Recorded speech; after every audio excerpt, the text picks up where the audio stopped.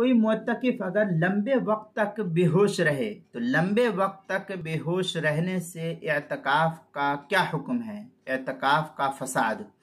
मसलन अगर मुअत्तकिफ पर एक दिन रात से ज़्यादा बेहोशी तारी रही,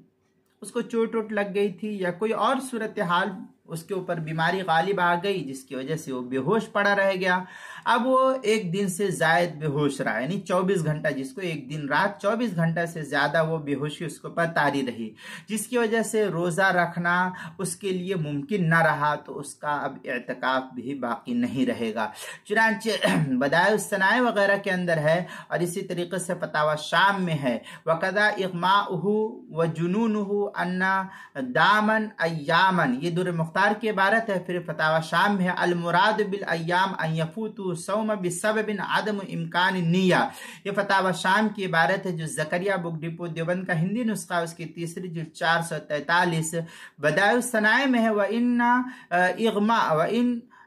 इग़मा अलैहि अय्यामन औ असाबहु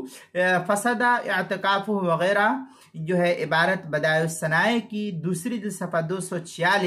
286 और फतावा हिंदिया उसकी पहली जिल्द सफ़ा 213, किताबुल मसाइल उसकी दूसरी जिल्द सफ़ा 197 और 198 पर इसको नकल किया है, वहाँ देख सकते हैं।